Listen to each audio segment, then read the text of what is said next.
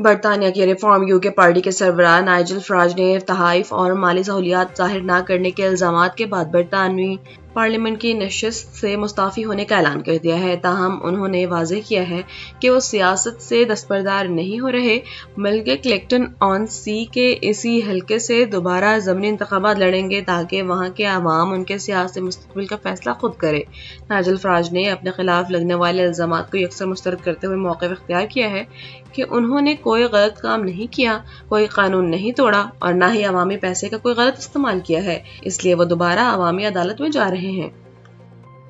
Khyber Pakhtunkhwa assembly نے اراکین اور ایوان کے تحفظ کے لیے پاورز، امیونٹیز اینڈ پریویلیجز ترمیمی ایکٹ منظور کر لیا ہے، جس کے تحت اسمبلی استحقاق کی خلاف ورزی پر سخت سزائیں مقرر کی گئی ہیں۔ نئے ایکٹ کے مطابق اسمبلی کارروائی کے مسخ شدہ رپورٹنگ پر 3 ماہ قید، 3 لاکھ روپے جرمانہ، جبکہ اسپیکر کی غیر جانبداری پر بے بنیاد الزامات، حد تمیز مواد کی اشاعت اور ممنوعہ کمیٹی رپورٹ پبلک کرنے پر 6 ماہ قید اور 10 لاکھ روپے تک جرمانہ ہو سکے گا۔ اس کے علاوہ ایوان میں پیش ہونے سے قبل سوالات، قرارداد یا تحریر التوا کو شائع کرنا بھی قانوناً جرم ہوگا۔ دوسری جانب سیکرٹری اسمبلی سعید وقار شاہ نے واضح کیا ہے کہ یہ دفعات 1988 کے اصل قانون میں پہلے سے موجود ہیں اور ان کا مقصد صحافیوں کو نشانہ بنانا نہیں بلکہ پارلیمانی وقار کا تحفظ ہے۔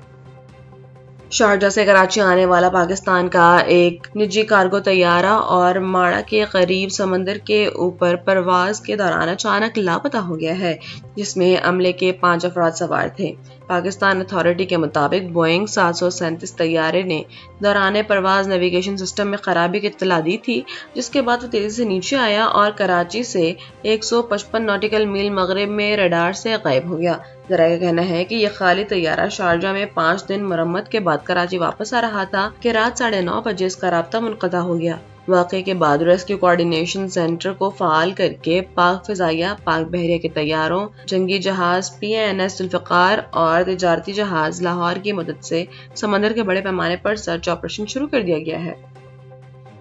وفاقی وزیر خزانہ سینیٹر محمد اورنگزیب نے ملک میں نئی انڈسٹریل پالیسی جلد متعارف کرانے کا اعلان کیا ہے، جس سے صنعت کاروں کو ریلیف اور معاشی سمت کا تعین ہو سکے گا۔ کراچی میں تقریب سے خطاب کرتے ہوئے انہوں نے بتایا ہے کہ حکومت 3 بجلی تقسیم کار کمپنیوں سمیت 28 سرکاری اداروں کی نجکاری پر کام کر رہی ہے۔ وزیر خزانہ کا کہنا تھا کہ معیشت میں آہستہ آہستہ استحکام آ رہا ہے، سپر ٹیکس میں کمی کر کے صنعتوں کو ریلیف دیا گیا ہے، جبکہ حالیہ عرصے میں ملک سے 19 غیر ملکی کمپنیاں گئیں اور ان کے مقابلے میں 79 نئی غیر ملکی کمپنیاں پاکستان آئیں۔ انہوں نے مزید واضح کیا ہے کہ برآمد کنندگان کے لیے 88 ارب روپے رکھے گئے ہیں، جنہیں 4.5% کے رعایتی شرح پر فائننسنگ فراہم کی جائے گی۔